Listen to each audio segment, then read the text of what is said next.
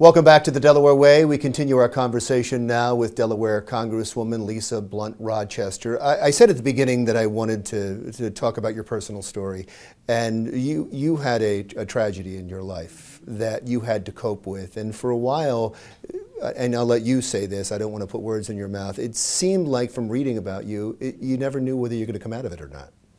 I think many people in our country, in the world, go through so many things, and for me, like many people, I've had my children, they've grown up, it's been, they've gone to Delaware public schools, all that's great. I went through a divorce, which was challenging, but in 2014, I lost my husband, the love of my life, Charles Rochester, and he ended up rupturing his Achilles tendon, and blood clots traveled to his heart and lungs. And at the age of 52, this perfectly healthy vegetarian, workout every day, incredible guy passed away.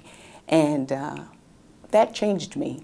That changed me in a way that, we have this saying, when Lisa goes to Washington, we all go to Washington.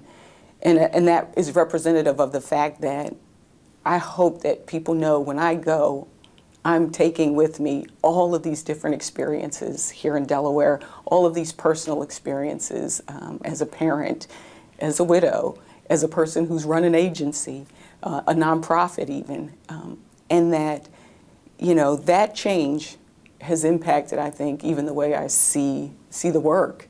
And I just really want to represent Delaware well. And for me, this has brought my joy back to be able to serve. It's brought my joy back. But I also remember the day that it hit for me to run. There were many things, but I was in a supermarket here in Delaware, in Wilmington, and there was a father and 3 kids in front of me.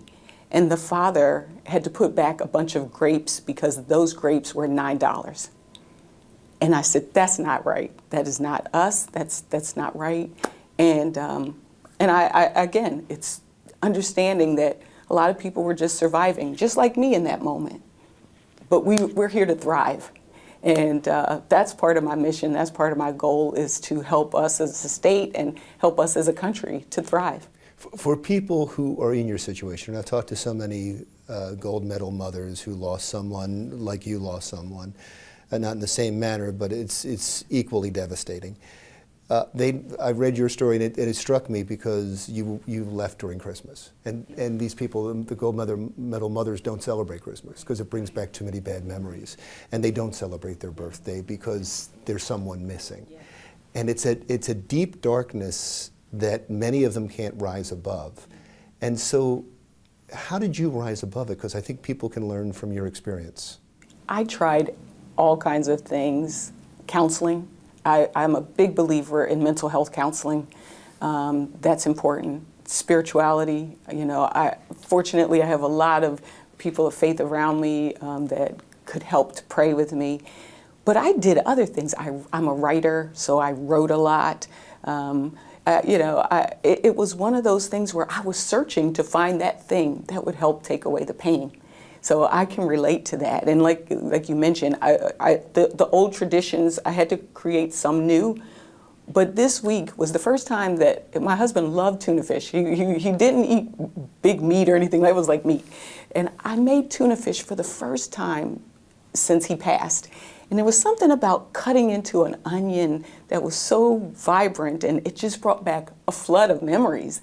And, part of it for me, when he passed, was to say, I had people wear bracelets. Don't say to me, I'm sorry for your loss, because that makes me feel like I lost something. I had them engraved on the bracelets. Thanks for Charles. God is great, because I'm grateful that I had him. So part of it is finding those things to be grateful for and knowing that you're still here. What is your purpose? I believe right now that I'm able to serve. That's my purpose.